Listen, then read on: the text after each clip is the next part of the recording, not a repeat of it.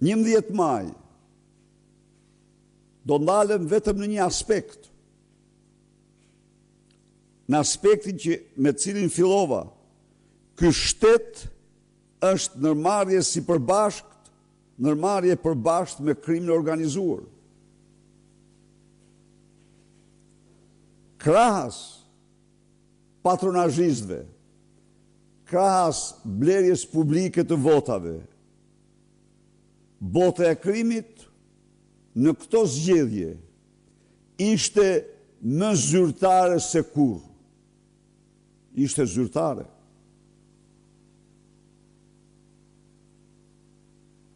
Ajo veproi në ombrellën e prokurorisë dhe politikës, Edi Rams, me të gjithë mjetet e veta. Bandat në qytetet e mëdha të vendit, po jo vetëm ato, arritën të fusin parlament, të punojnë për 28 deputet. Para jush, në fushat, unë kam denoncuar bashkërendimin e bandave të Durrësit dhe Elbasanit, darkat e shpeshta tek një lokal në Shkëmbi i Kavajs, në mos gabohem,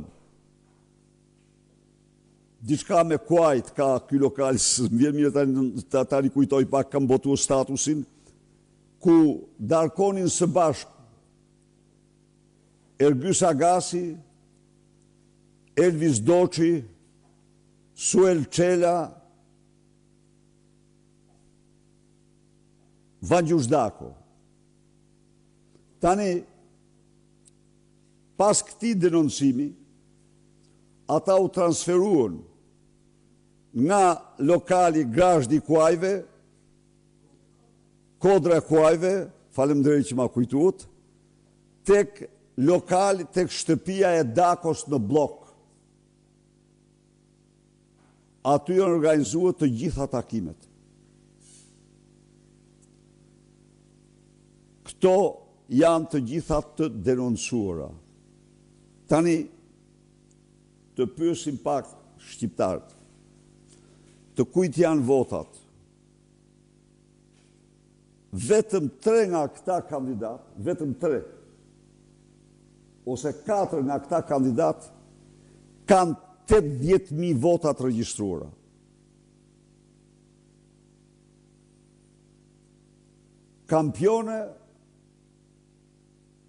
Kampion është natyrisht Sara Mile.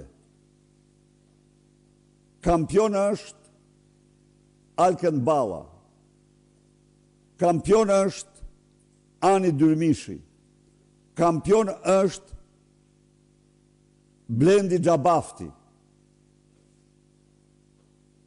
Po, Blendi Xhabafti, këta zbashku, këta të 4 eksponent, bëjnë rreth 80.000 vota.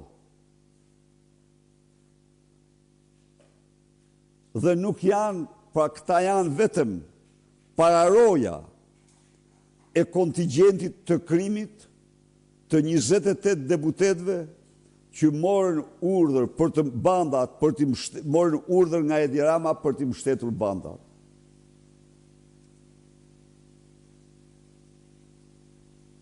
Avokatërve të farsës elektorale të qeverisë, narkoqeverisë.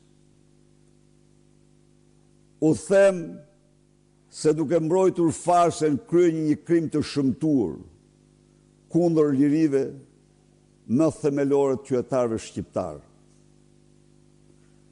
Dhe dëshmoj më mercenar se çdo lloj mercenari tjetër. Shtroj dhe njerë pyetjen, të kujt janë 80.000 votat 4 deputetëve të partisë krimit? Të kujt janë. Një lidhje e plot dhe totale me pushteti. Ju e morët vesh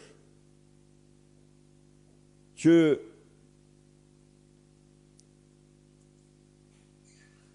Elvis Doçi